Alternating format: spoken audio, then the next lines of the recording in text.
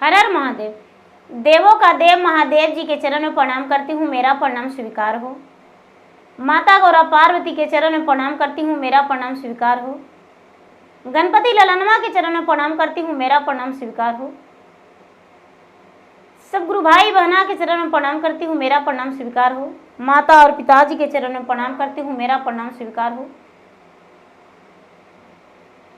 गुरु भाई बहना, मैं एक कथा सुनाने जा रही हूँ। इस कथा को पूरा सुनिए और रहस्य जानिए।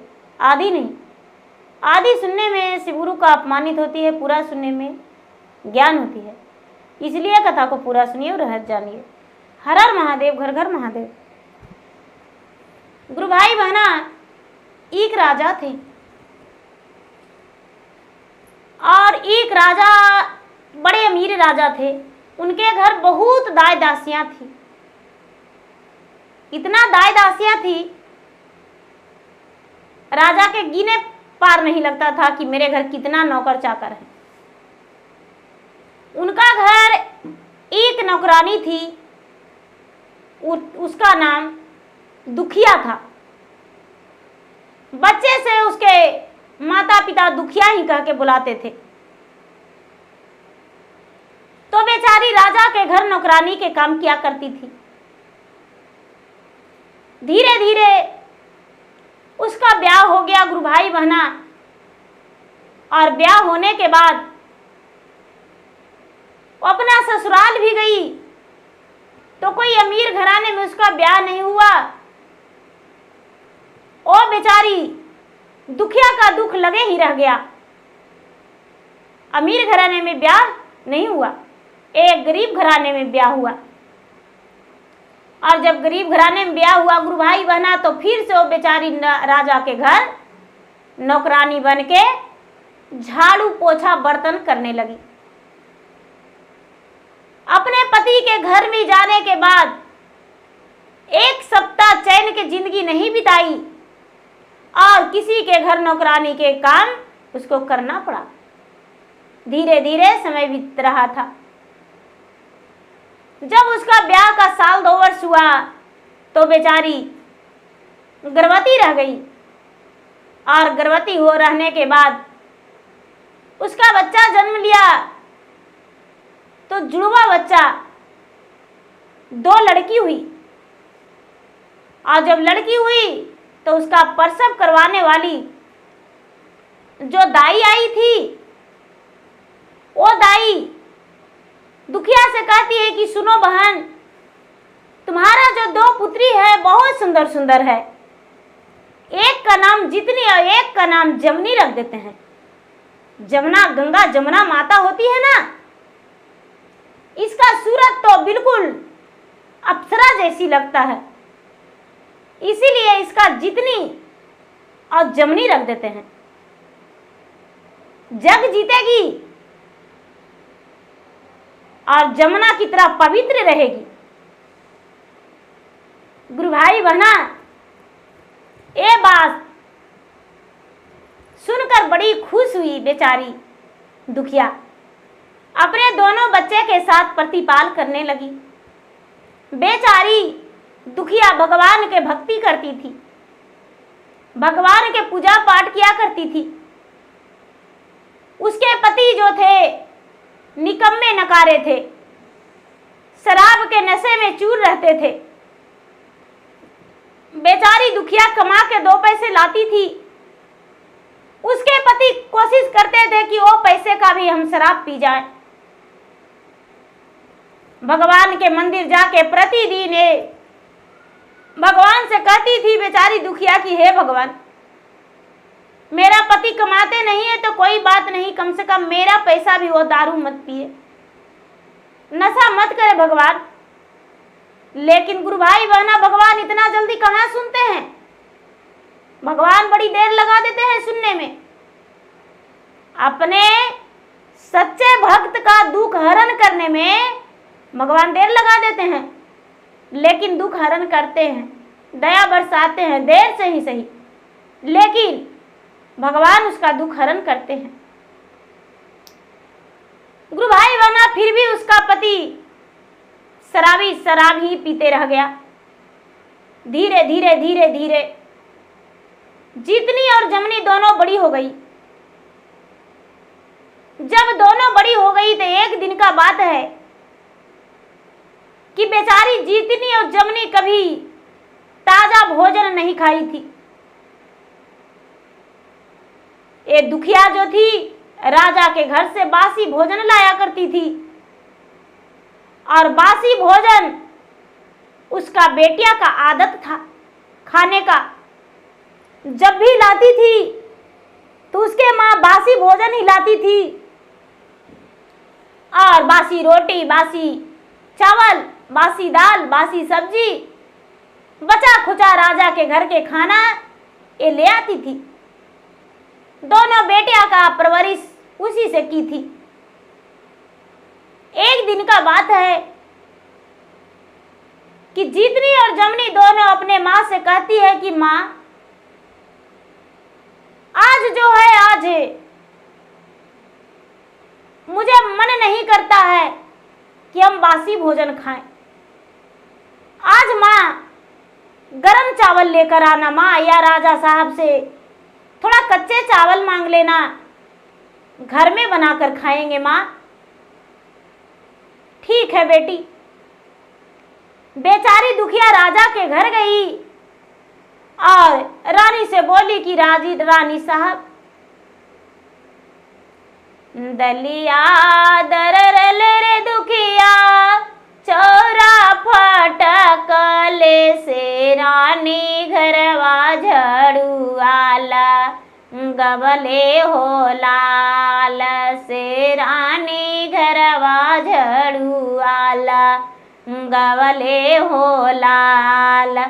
सांझ के बेरिया दुखिया मंगले माजूरिया से दे दारानी सेरा भरा चौरा हो लाल से दे दारानी सेरा भरा चौरा हो लाल से बेटिया के लगा लाला लसवा हो लाल से बेटिया के भोजन का रेवै हो लाल।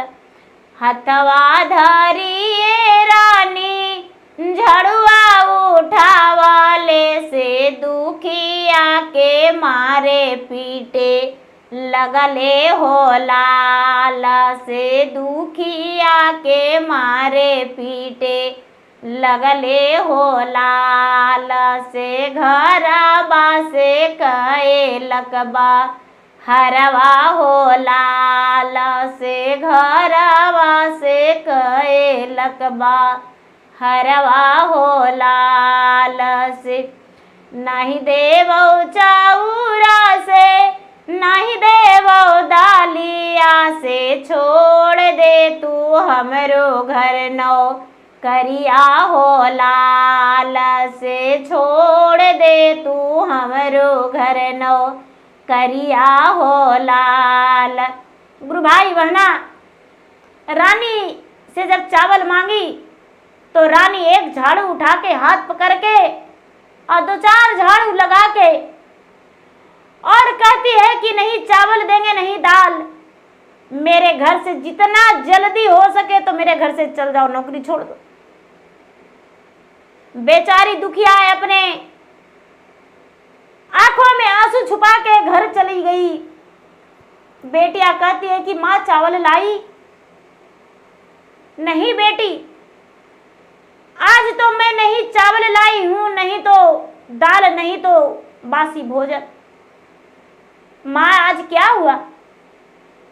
तेरा आंखों में आंसू कैसा? बेटी एक खुशी का आंसू है, दुख का आंसू नहीं है बेटी। नहीं माँ, ये दुख का आंसू है। क्या हुआ माँ, मुझे बताओ। अरे ऐसा कोई बात नहीं। गुरु भाई बहना रानी इसका महीने का पगार भी नहीं दी और नहीं रोजाना की तरह कुछ खाने पीने का। बेचारी दुखिया भगवान के मंदिर गई। गुरु भाई बहना भगवान के मंदिर जाके और भगवान से कहती है मैं क्या कसूर किया था? अरे मेरा कसूर यही था कि मैं गरीब घर में जन्म लिया। भगवान मेरा कसूर यही था कि मैंने आपको पूजा किया, आपको चरण धरा। कोई बात नहीं भगवान, चरण ऐसे भी नहीं छोड़ेंगे। मंदिर से कुछ लोग फल फूल चढ़ाए थे गुरु भाई बहना, वो उठा के लाके अपना बच्ची को दोनों को खिला दी। बेटी यही खा के पानी पी लो। उसका पति तो कुछ कमाता था, नशे में बाउर रहता था, कमा के पी के खा के आता था। आया तो बोला कि कुछ खाना है। बेचारी दुखिया कहती है खाना नहीं है। कोई बात नहीं, सवेरा होते ही कुछ उपाय करेंगे, बेचारी सोच रही है। रात्रि में दोनों बहना, जीतनी और जमनी दोनों 8-8 साल की थी। जीतनी और जमनी आपस में बात करती है कि दीदी सुनो बहन, मेरे पास एक उपाय है। अरे जो बगल वाला फुलवाड़ी है उसमें कितना फूल खिला हुआ रहता है। सवेरे जाएंगे और उस फूल को तोड़ेंगे और फूल को तोड़कर और भगवान भोलेनाथ के चढ़ा देंगे फूल, और भगवान के कहेंगे कि देखिए भगवान, मेरा कुछ फूल बेचवा दीजिए। कुछ फूल बिक ही जाएगा। हाँ बहन ठीक कहती हो, पर आपस में कहती है हमारे फूल लेगा कौन? मेरा तो फूल थोड़ा सा रहेगा। गुरु भाई बहना दोनों बहन फुलवारी में चली गई। और तो फुलवारी किसी का था, दूसरे का था, इसका तो था नहीं। फिर भी दोनों बहन फुलवारी में चली गई। फुलवारी में जाने के बाद एक छोटा बालक, 10 से 12 साल का बालक, जीतनी और जमनी से पूछते हैं कि बहन तुम कौन हो, इस फुलवारी में क्या कर रही हो? भैया कुछ बेल के पतई लेने आए हैं, कुछ हम धतूरा लेने आए हैं और फूल लेने आए हैं। क्या करेगी बहन? कुछ भगवान के मंदिर में चढ़ाएंगे और कुछ मंदिर के पास रख के बेचेंगे। ठीक है। गुरु भाई बहना वो जो बच्चा थे लड़का, वो थोड़ा फूल बेलपतई भांग धतूरा सब कुछ तोड़ के दे दिए। दोनों बहना एक डाली में करके और ले आई घर, स्नान करके थोड़ा सा मंदिर में जाके चढ़ा दी और मंदिर के पास लेकर बैठ गई। उस रास्ते से जो भी जा रहे थे गुरु भाई बहना कहते अरे आज तो मुझे फुलवारी नहीं जाना पड़ेगा, फूल यहीं पर मिल जाएगा। चलो अच्छा है। एक दो लोग लिए गुरु भाई बहना। शाम हो गया, इसका फूल नहीं बिका, बेलपतई नहीं बिका, भांग धतूरा नहीं बिका। दोनों बहन उदास थी। क्या करे, मेरा भांग धतूरा भी नहीं बिका, फूल बेलपतई नहीं बिका। शाम हो गया, कोई बात नहीं। गुरु भाई बहना मंदिर के पास एक इच्छाधारी नागिन रहती थी। वो नागिन जाके कहती है कि पुत्री, मनुष्य रूप में सुंदर नारी के रूप धारण करके, कि पुत्री ये बेल का पतई और फूल मुझे दे दो, भांग धतूरा मुझे दे दो। कितना लेगी? दोनों बहना मिलके कहती है कि 5 रुपया लेंगे। अरे अरे अरे बड़ा प्यारी हो, 5 नहीं 10 देंगे, कल फिर लेकर आना। अच्छा है, लेकर आएंगे। बेचारी वो नागिन 5 रुपया दे दी। 5 रुपया देकर और इसे चला दी। जाकर अपने माँ को कहती है, माँ 5 रुपया ले। माँ बोली, तू कहाँ से पैसा लाई हो? माँ तुम नहीं जानती हो, मंदिर के पास हम दोनों बहन जो फूल और बेलपत्र ले गए थे वो बेच दिए।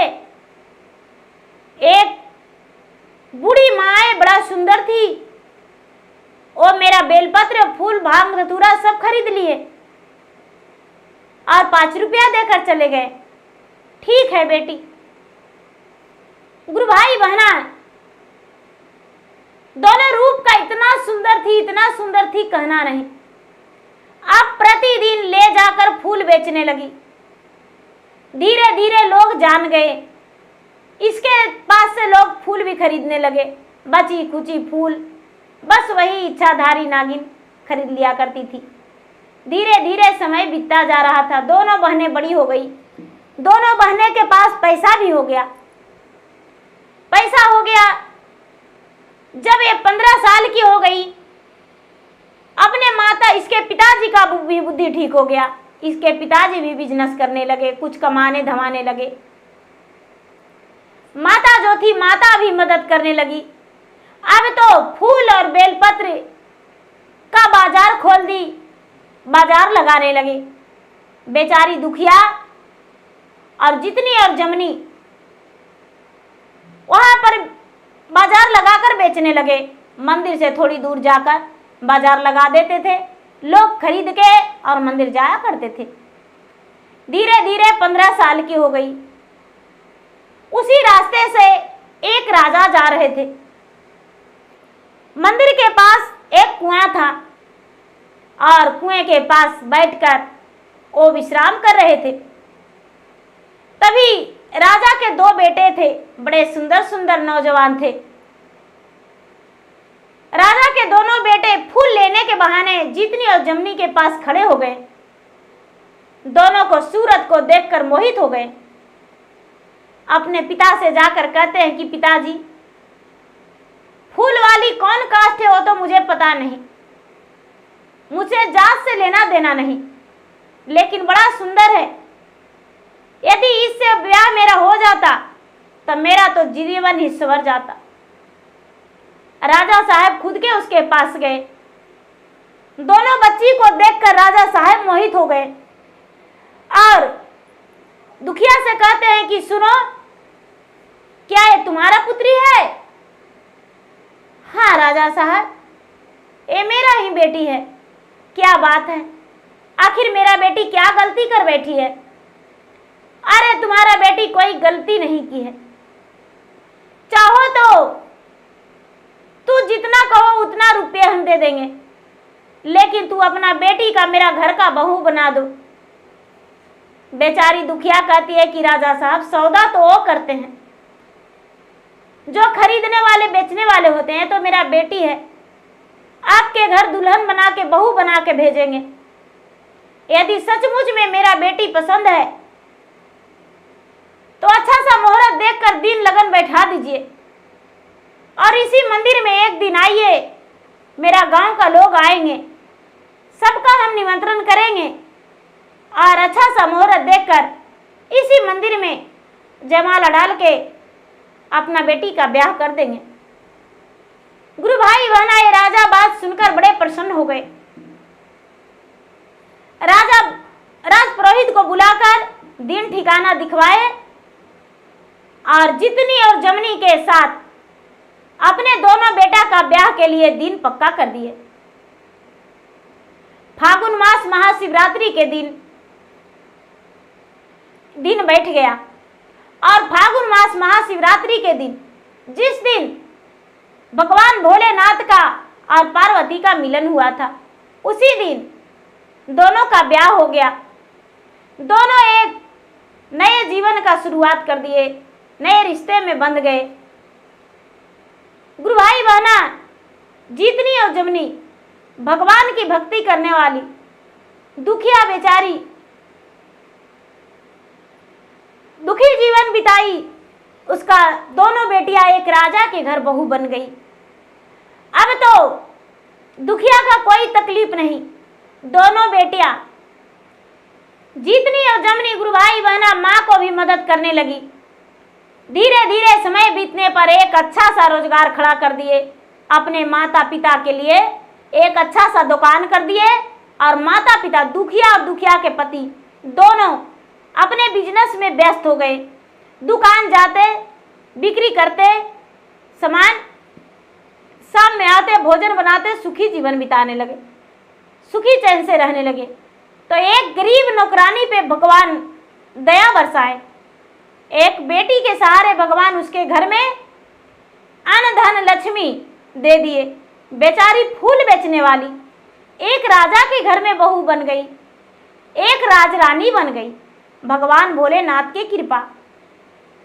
तो गुरु भाई बहना, भगवान भोलेनाथ किस रूप से मदद करते हैं, कैसे सहारा करते हैं, नहीं पता।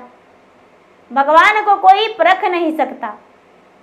भगवान एक अजब रूप वाले हैं, कभी बूढ़ा, कभी नौजवान, कभी बालक बन जाते हैं। तो गुरु भाई बहना, मेरा वीडियो अच्छा लगे तो मेरा वीडियो का लाइक करें, शेयर करें। चैनल पर यदि नए हैं तो चैनल का सब्सक्राइब करें, बेल आइकन घंटी को दबाएं, जो कि मेरा वीडियो का नोटिफिकेशन सबसे पहले आपके पास जाए, आप मेरा वीडियो का सुन सके, देख सके और लाभ उठाएं। धन्यवाद। हर हर महादेव, घर घर महादेव। प्रेम से बोले शंकर भगवान की जय।